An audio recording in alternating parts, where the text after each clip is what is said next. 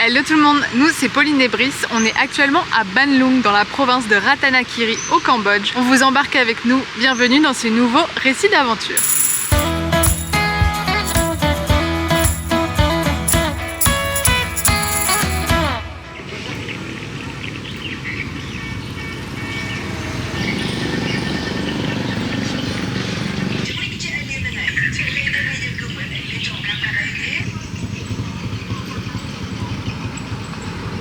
La région du Ratanakiri est surtout connue pour ses nombreuses cascades. Donc là on boit un petit Ocampo, un jus de canne, avant d'aller à la rencontre peut-être d'une, deux ou trois cascades.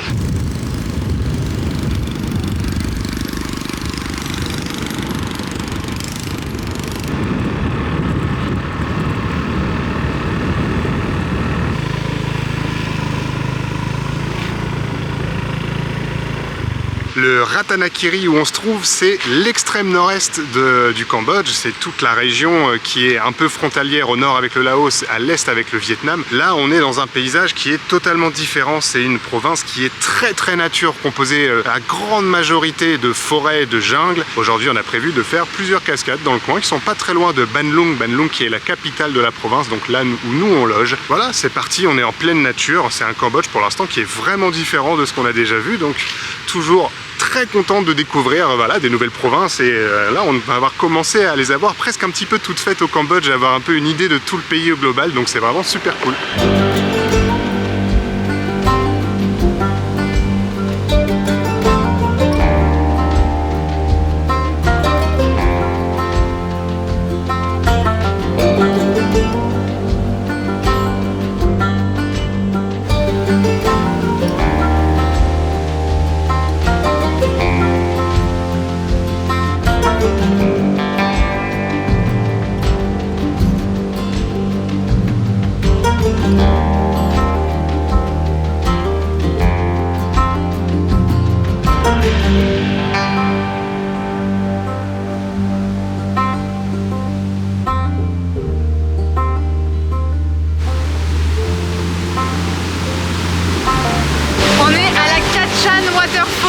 L'entrée coûte 1 $ par personne et c'est sympa, il n'y a personne en plus, on est tout seul. Pourtant on est dimanche, ouais. Donc généralement les Khmers viennent ici dans ces lieux-là le dimanche aussi ouais. Pour kiffer la journée quoi. Ouais, pour pique-niquer beaucoup. Ouais. En tout cas on est un peu à la fraîche, c'est cool. Et une cascade de plus à notre compteur du périple. Ouh, ça commence à en faire plusieurs. Mais c'est la première du Cambodge, non? L'une des premières vraiment.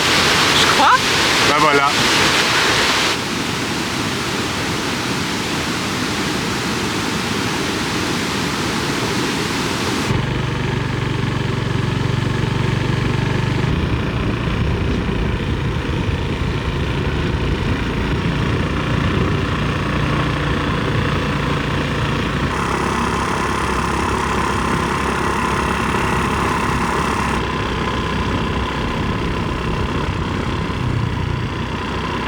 On est en route vers la Cat Tien Waterfall, la deuxième petite cascade qu'on va faire là ce matin.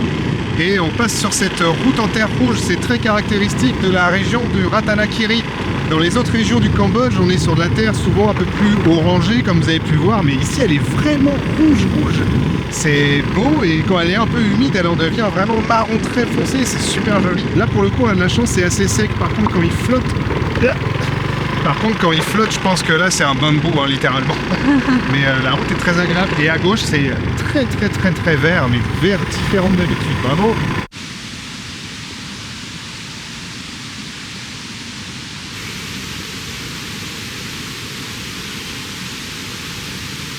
On est bien arrivé à la Cat Tien Waterfall. Le Ratanakiri, je vous disais, c'est une région qui est extrêmement riche en biodiversité, en faune, en flore, énormément de forêts, de jungles. C'est avec le mont Dolkiri, je pense, les deux régions les plus nature du Cambodge. Et malheureusement ici, il y a aussi le revers de la médaille, énormément de déforestation au Ratanakiri. Le gouvernement cambodgien a vendu beaucoup de terres et a vendu énormément de permis à des pays voisins comme majoritairement la Chine et le Vietnam qui déforestent énormément le Ratanakiri. Ici, on vous en parlera peut-être un peu plus tard, il y a aussi plusieurs ethnies qui vivent ici, autres que Khmer ou dérivées de Khmer. Elles sont souvent déplacées au profit de la déforestation et des énormes infrastructures infrastructures et engins chinois et vietnamiens qui viennent ici pour prendre le bois, car le bois ici est très précieux, il s'exporte beaucoup à l'international. Il y a aussi beaucoup de minerais, de gisements, il y a un petit peu d'or, des gemmes, voilà, plusieurs choses. Il y a des grosses mines dans les environs. C'est la face vraiment cachée du Ratanakiri et on en parle dans tout le Cambodge. Dans tout le Cambodge, les Khmers avec qui on a beaucoup parlé avaient toujours une pensée pour les régions à l'est. Certains mettaient un petit peu le doigt sur le Vietnam, d'autres mettaient un petit peu le doigt sur la Chine. En tout cas, tous étaient d'accord pour dire que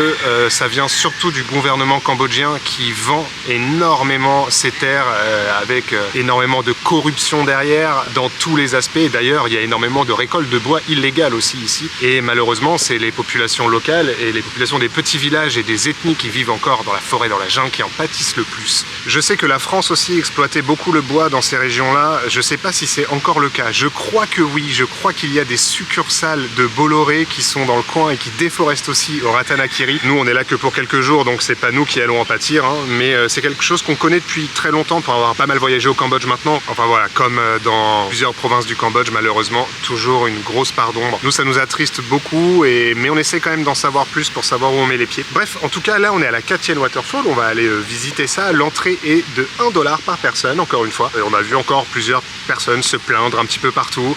Ne vous plaignez pas, c'est pas très grave. Ça permet aussi d'enrichir, voilà, les gens qui essayent de profiter du tourisme. Nous, encore une fois, on trouve ça parfaitement normal. 1 $, c'est rien. Et puis on va aller visiter ça.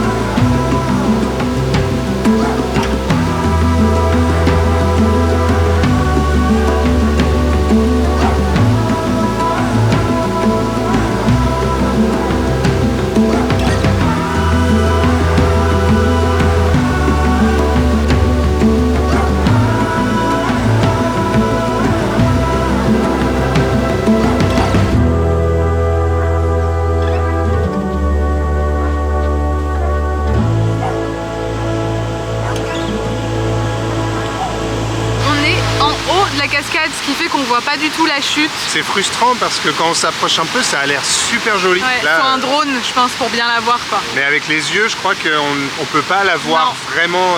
Elle a l'air très belle. Tant pis. Tant pis.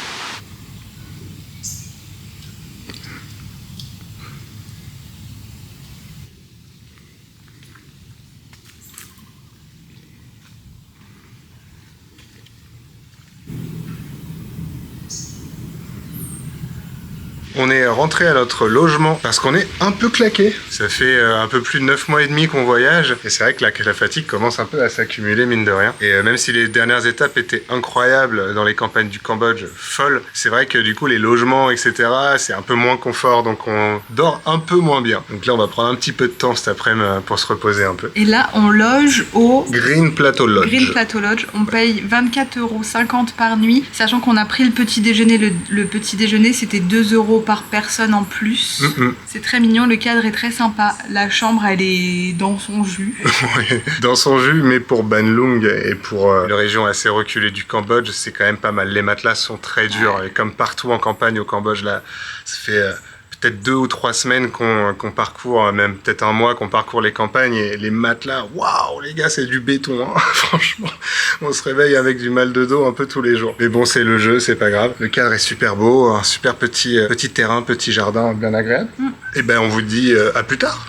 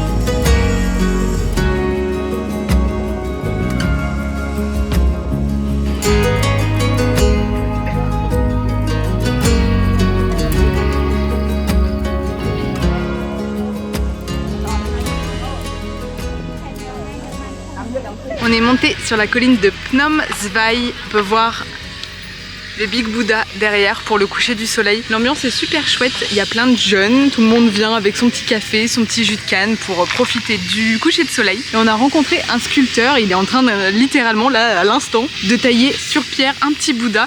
Il nous a expliqué, donc il a 31 ans, et il nous a expliqué qu'il venait de la province de Kampong Thom, et en fait c'est le gouvernement ici qui paye des sculpteurs sur pierre pour faire des gros travaux comme ça d'envergure. D'ailleurs, si vous avez vu notre vidéo à Kampong Thom, quand on est en scooter, on filme toutes ces grandes statues de Bouddha tout le long de la Nationale 6. En fait, c'est vrai qu'on avait remarqué qu'il y avait beaucoup de sculptures, mais on n'avait pas fait le rapprochement avec forcément des sculpteurs qui seraient regroupés dans cette province. Ouais, je pense que c'est un métier, une vocation un peu connue de cette province. Ouais, en fait, finalement, ouais. Et il nous a expliqué que là, ça faisait 6 mois qu'il travaillait sur ce chantier, qu'il y en avait encore pour au moins 6 mois. Et on lui a dit, mais du coup, t'habites où pendant ce temps-là? Et en fait, juste à côté du chantier, il y a une petite, ce que nous on appelle des cabanes de chantier, où normalement c'est des salles de réunion. Bah, eux, ils habitent ici, ils sont, je pense, 9 ou 10, on a compté. Donc voilà, j'espère qu'ils gagnent un peu de sous. Le Bouddha derrière est là depuis un moment déjà. Là, c'est toute l'esplanade. Ouais. Et ils sont en train du coup de construire les nagas comme d'habitude à l'entrée là. Et la queue du naga va faire tout le tour du Bouddha. 2 ans de travail. Ouais, Wow. c'est énorme. En tout cas, ici, c'est trop chouette. Trop et on sympa. a une vue sur le Ratanakiri, là, sur toute la province. C'est fou. Et c'est vallonné, hein, honnêtement. Il Ouais. y a pas mal de petits monts. Alors je pense que ça monte pas très haut en altitude, à mon avis, 800, peut-être 1000 mètres maximum. Mais c'est de là beau. où on est, ça fait son effet. Hein. Franchement, trop cool. Très joli.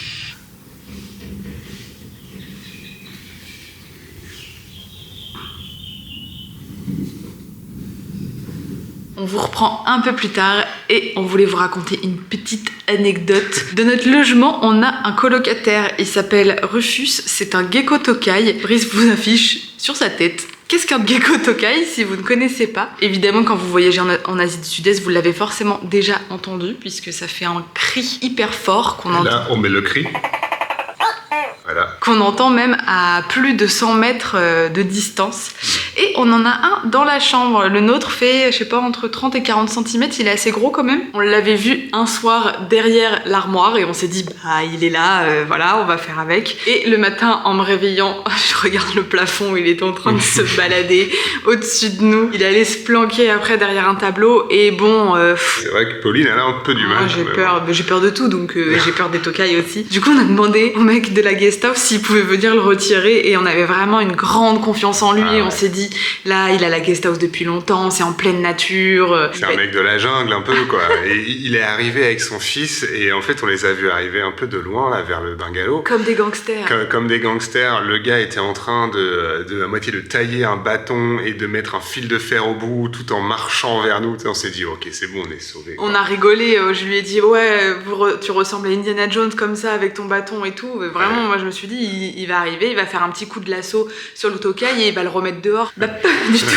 Il était derrière ça, là, le tokai, et donc il a fait comme ça, il a essayé de digonner un peu derrière avec son bâton, et le tokai s'est mis à faire un bruit, genre un truc un peu comme ça. Ils ont tous les deux fait un bond de 3 mètres derrière. En fait, ils étaient super apeurés aussi, quoi. Et waouh, on était instantanément déçus. Oui, non. Et du coup, le tokai, ensuite, il est parti là et il est parti derrière la clim. Et depuis, il vit dedans et il nous a dit I'm sorry guys, maintenant il vit dans la clim. Hein.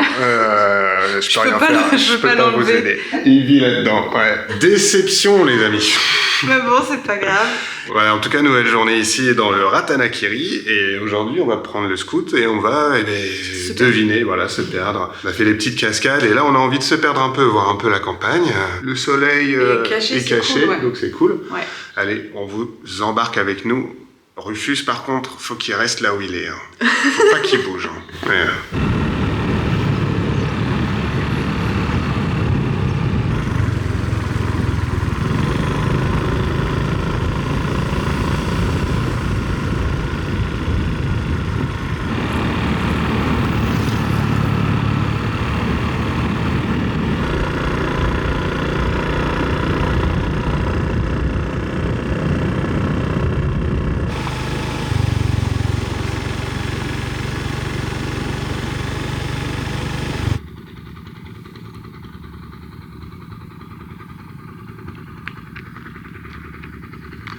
Il y a un grand lac qui est pas très loin de la ville de Bandlung et du coup ce matin on s'est dit que ce serait sympa d'aller boire un café ou quoi au bord du lac. Le problème c'est que tout ce qu'on trouve c'est fermé et à l'abandon, ou alors les gens ils viennent le week-end eux-mêmes pour s'installer, mais en tout cas les petits magasins ils sont fermés. On a fait un petit peu tout le tour du lac là, c'est vrai qu'il y a... tout est un peu en friche quoi. Et aujourd'hui on est le 15 ou 14 octobre et c'est la commémoration du 12e anniversaire du décès de l'ancien roi Norodom Sihanouk. Donc peut-être que c'est férié, on sait pas trop, parce que c'était quand même une personnalité politique au Cambodge et même à l'international ultra importante, donc peut-être que c'est un jour férié, je sais pas, en tout cas vraiment là tout est fermé. De toute façon, Bandlung, même la ville, souffre énormément depuis la crise Covid d'un manque de tourisme. Déjà que de base, c'est une ville qui est une province qui est quand même pas très touristique, essentiellement connue, on vous l'a dit, pour faire des treks et aussi pour ses éléphants, pour ses sanctuaires d'éléphants. Et là, en fait, depuis le Covid, c'est une région qui a beaucoup de mal à repartir.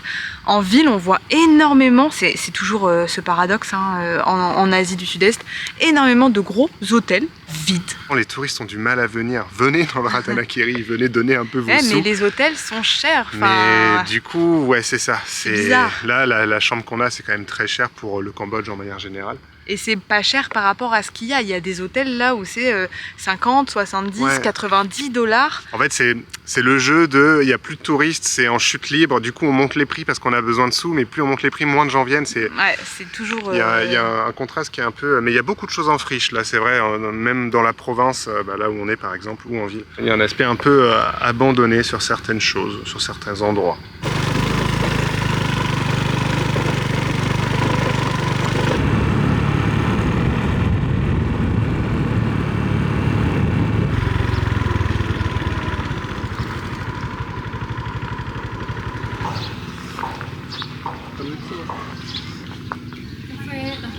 D'accord.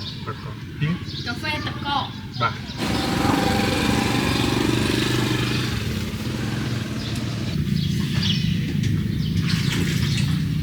Petit café, on change pas une équipe qui gagne. Le Ratanakiri, c'est la seule province du Cambodge qui n'est pas peuplée majoritairement par des Khmers. Il y a énormément de minorités ethniques. Je crois qu'on en compte une dizaine ou peut-être un peu plus. Elles sont regroupées sous le nom de Khmer Loe. Elles sont généralement dérivées donc des Khmers du Cambodge ou aussi du Vietnam un petit peu. Voilà, il y a toutes sortes de minorités qui vivent dans la forêt, dans la jungle ou même un petit peu en ville. Elles sont souvent malheureusement forcées de rejoindre les villes ou les villages plus grands à cause de la déforestation illégale qui les pousse à changer totalement de territoire. Je suis pas très rencardé sur le sujet des minorités ethniques du Cambodge, donc je vais pas trop m'étaler, mais de ce que je vois, les maisons et le mode de vie est vraiment différent des Khmers et du reste du pays, donc je pense que c'est très intéressant. Et c'est aussi une province qui a vu naître, bon côté un peu moins cool, les Khmers rouges, le bastion des Khmers rouges, c'était ici. Les premières révoltes communistes de l'époque sont passées dans le Ratanakiri, et c'est aussi là, dans les années fin 90, fin 90, que les Khmers rouges sont venus se réfugier à la toute fin du régime. Donc voilà, la naissance du bastion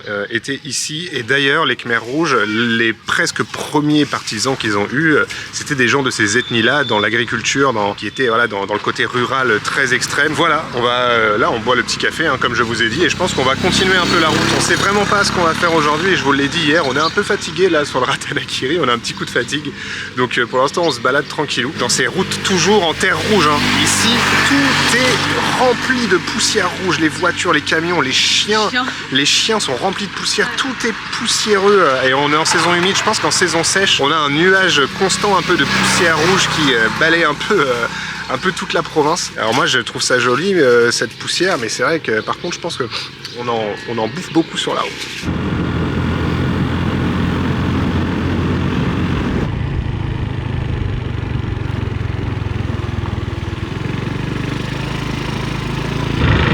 Les amis, on se bouffe de la poussière. Regardez le camion en face là.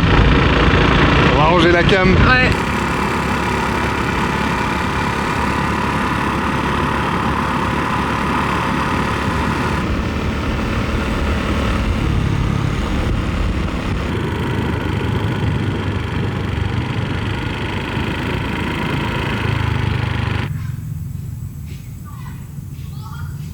Bon, de retour à la guest house, un peu plus tôt que prévu, on a eu un petit accident de scooter. En 9 mois de voyage, même en faisant attention, bah fallait bien que ça arrive. Donc petit avertissement les amis, surtout faites très attention sur les routes dans les provinces à l'est, enfin voilà, tout ce qui est terre battue, etc. Pourtant nous, ça fait un moment qu'on roule dessus. On a l'habitude, mais voilà. Ouais, je sais pas si on a pris trop la confiance en pas, on roulait vraiment pas vite, mais là on s'est enfoncé sur une route qu'on a d'ailleurs pas filmée parce que c'était presque des tempêtes de sable avec les camions, on voyait rien, c'était assez dangereux et il y a eu une descente avec un espèce de mini fossé, on a fait un petit bond mais on roulait vraiment pas vite donc juste quelques égratignures, rien de méchant. Mais on s'est fait un petit coup de flip, on va pas se mentir, donc encore une fois avertissement de toute façon partout, que ce soit la première fois ou au bout d'un an le scooter. Voilà, nous ça fait 9 mois et demi là qu'on voyage, je pensais pas qu'on en aurait parce que on a pris... on est prudent. On est très prudent, comme partout, comme toujours, ne jamais être trop confiant et faire attention là où on s'aventure. Voilà. En tout cas, on espère que ce récit vous a plu. Si c'est le cas, n'hésitez pas à liker, à commenter et à vous abonner si c'est pas encore fait. Oui, on vous affiche le petit Instagram là, juste ici. Le Ratanakiri, c'était très sympa. On n'a pas fait tout ce qu'on voulait faire parce qu'on était un petit peu fatigué durant le séjour. Et c'est vrai que c'est une autre facette totale du Cambodge, hein, donc c'est cool de voir autre chose. On reviendra peut-être dans la province pour en faire un peu plus la prochaine fois. Là, on s'est un peu reposé. Avec Rufus. Avec Rufus, ouais, c'est ça. Le cadre est sympa, donc voilà. On vous retrouve bientôt pour la prochaine destination. Ouais, carrément. À bientôt pour la prochaine vidéo. Si vous nous découvrez grâce à celle-ci, on a sorti déjà plein d'autres vidéos au Cambodge et puis ailleurs. N'hésitez pas à aller faire un petit tour. Bisous. Salut.